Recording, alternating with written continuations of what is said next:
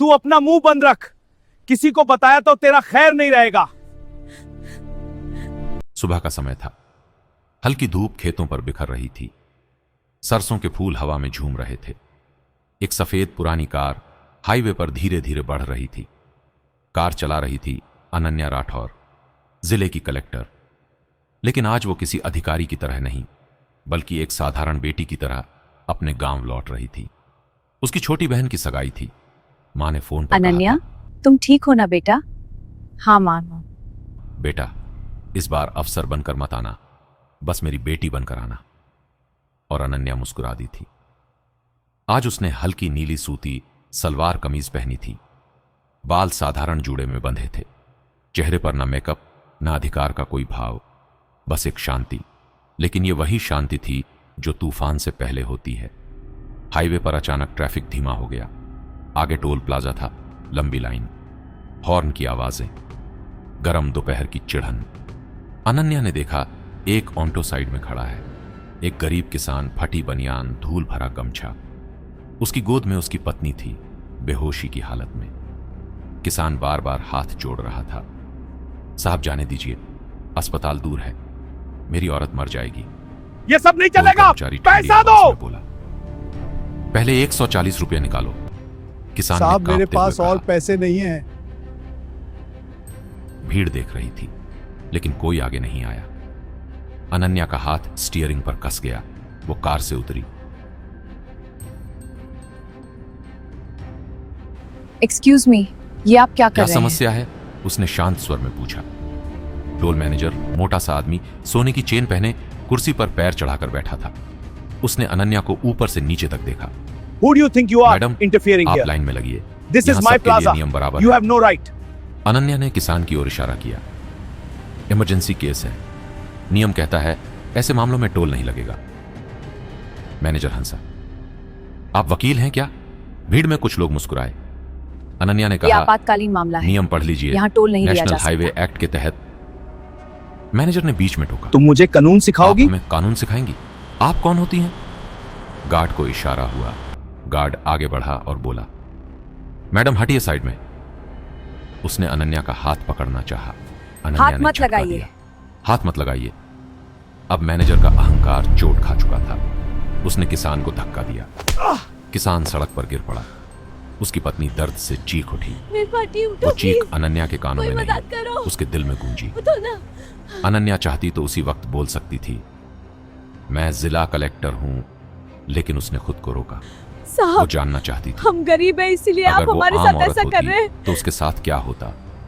Manager चिल्लाया, CCTV बंद करो, इसे अंदर ले जाओ। सीसीटीवी बंद करो, इसे ऑफिस में ले जाओ। दरवाजा बंद, कमरे में बदबू, टेबल पर फाइलों का ढेर। मैनेजर कुर्सी पर पीछे झुककर बोला,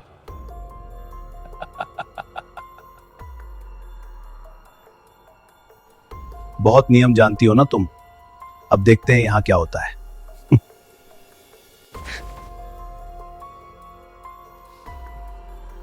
अब तुम्हें 5,000 का फाइन लगेगा। बहुत नियम जानती हो, अब सिखाते हैं। उसने फर्जी चालान की रसीद निकालनी शुरू की। अनन्या चुप रही, लेकिन उसकी आंखें सब रिकॉर्ड कर रही थीं। अचानक बाहर सायरन गूंजा। एक सरकारी गाड़ी रुकी। राज्य के परिवहन आयुक्त उतरे। टोल स्टाफ के चेहरे का रंग उड़ गया। आयुक्त अंदर आए। उन्होंने अनन्या को देखा। गुड मॉर्निंग और तुरंत कलेक्टर मैडम। सैल्यूट किया। Good afternoon madam collector. कमरा जम गया। मैनेजर के हाथ से पेन गिर गया। अनन्या ने पहली बार कहा, जिला कलेक्टर जिला कलेक्टर अनन्या राठौर। भीड़ सन्न। किसान की आंखों में उम्मीद की चमक। ऐसा तुरंत मत करिए, एम्बुलेंस बुलवाई ये गई। मेरा फर्ज था। किसान की पत्नी को अस्पताल भेजा गया। सीसीटीवी फुटेज सील, धन्यवाद मैनेजर मैडम, मेरी सस्पेंड, मदद करने के गार्ड लिए। हिरासत में। लेकिन यहीं खत्म नहीं हुआ। जांच में पता क्यों चला उनकी तलाशी हर में महीने सफल लाखों करवाई की बैठेगी। अवैध वसूली। Check these entries. मैडम, इसमें तो लाखों की अवैध वसूली है और बड़े बड़े लोग शामिल हैं। अच्छे से जांच करो, सब पर कार्रवाई बैठेगी। ऊपर तक हिस्सा जाता था। कुछ बड़े नाम सामने आए। राजनीतिक फोन आने लगे।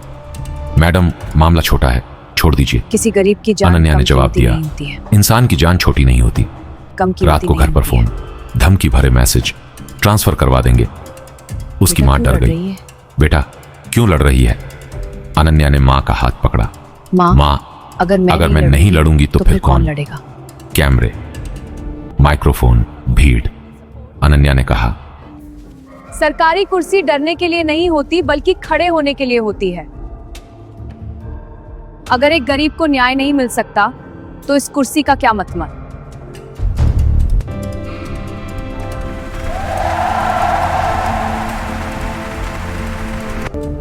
सरकारी कुर्सी डरने के लिए नहीं होती, खड़े होने के लिए होती है। अगर एक गरीब किसान को भी न्याय नहीं मिल सकता तो फिर इस कुर्सी का क्या मतलब? वीडियो वायरल, जनता समर्थन में। 3 दिन बाद अनन्या अस्पताल गई। किसान की पत्नी आईसीयू में थी। डॉक्टर बोले, कैसी है वो अब? अगर आधा घंटा भी देर हो जाती तो वो बच नहीं पाती।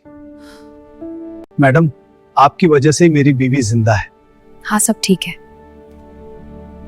किसान रो पड़ा। मैडम, उसने अनन्या ऐसा के मत पैरों को करिए, ये छूना मेरा चाहा। कर्तव्य था। अनन्या पीछे हट गई। मैं नहीं, ये आपका पूरे अधिकार जिले था। के सभी टोल प्लाजा की जांच गहराई में गई। पता चला सिर्फ एक टोल नहीं, पूरे जिले में 5 टोल प्लाजा यही खेल खेल रहे थे।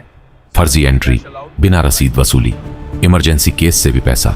एक एमएलए का नाम सामने आया। अब मामला और बड़ा था। नाम बड़ा है तो क्या कानून छोटा हो जाएगा? अब ये मामला सिर्फ एक किसान का नहीं है, ये पूरे सिस्टम का है। आपको गिरफ्तार किया जा रहा है। चलो, अब कोई बहाना नहीं। साहब प्लीज मेरी इज्जत का ख्याल रखें। जिस दिन गलती की, इज्जत गई।